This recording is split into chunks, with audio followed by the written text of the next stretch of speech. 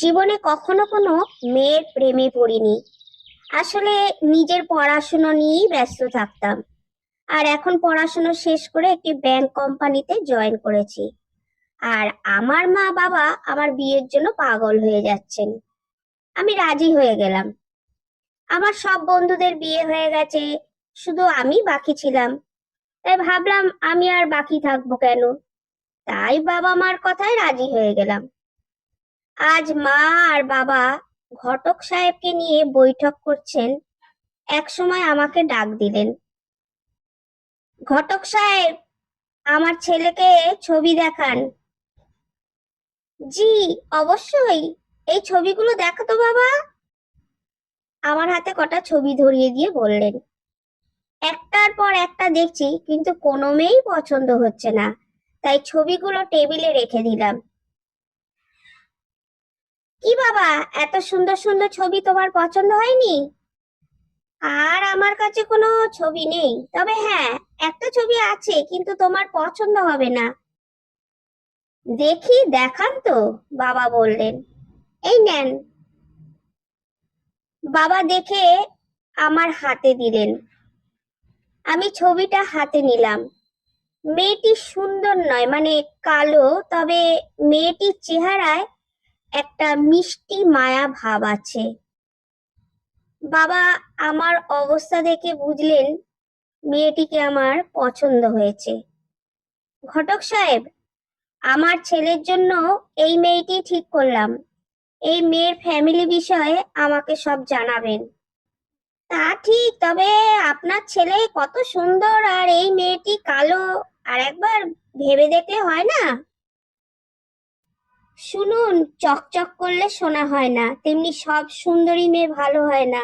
আমি বললাম, তুমি ঠিক বলেছো বাবা। অবশেষে মেয়ে দেখা হলো আর বিয়ের দিন তারিখ ঠিক করা হলো। পরিবারের সবার কাছ থেকে বিদায় নিয়ে রুমে গেলাম। গিয়ে দেখি মেয়েটা, মানে আমার স্ত্রী, ঘোমটা দিয়ে বসে আছে। আমাকে দেখে বিছনা থেকে নেমে এসে সালাম করলো। আমি তাকে বসালাম আর বললাম, বুঝতে পারছি তোমার মন এখন ভালো নয়, আর তোমার উপর আজ অনেক ধকল গেছে। তুমি শুয়ে পড়ো। সে আমার কথায় শুয়ে পড়লো। সকালে উঠে দেখি ও আমার আগে উঠে গেছে।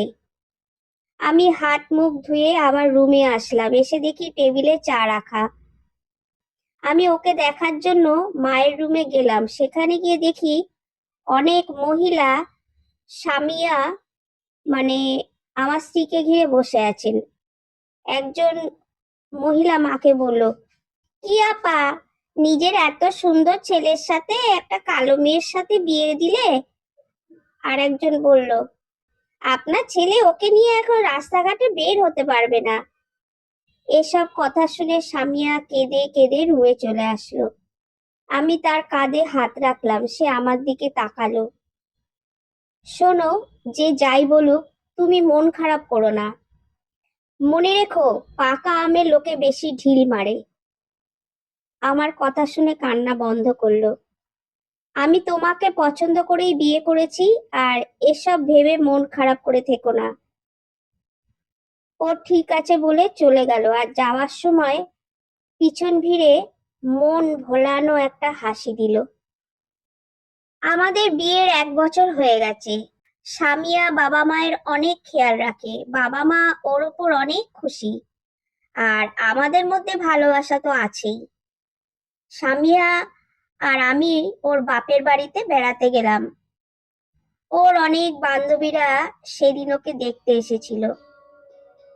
আমি ওর বান্ধবীদের সাথে হেসে হেসে গল্প করছি। ও সেখান থেকে আমাকে নিয়ে একটা রুমে আসলো। কি ব্যাপার, আমার বান্ধবীদের সাথে এত হেসে হেসে কথা বলার মানে কি? কি বলো, এত সুন্দর সুন্দর বান্ধবী তোমার, ওদের সাথে কথা না বললে কার সাথে বলবো? ওর রাগ বাড়ানোর জন্য বললাম। কি, সুন্দরী মেয়ে দেখে আমার কথা ভুলে গেছো? ভুলবেই তো, আমি তো কালো, আমাকে কেন ভালোবাসবে? যাও, সুন্দরী মেয়েদের কাছে যাও, বলে কাঁদতে লাগলো। এরে কাঁদে না, আমি মজা করে বললাম। ও কেঁদেই যাচ্ছে। শোনো, সবার কাছে তুমি কালো হলেও আমার কাছে তুমি আকাশের পরীর মতো। ওর লজ্জা পেয়ে আমার বুকে লুকালো। আমি ওকে জড়িয়ে ধরলাম। মেয়ে সুন্দর হোক আর কালো হোক, মন ভালো হওয়া চাই। আর কালো মেয়েরা স্বামীদের একটু বেশি ভালোবাসে।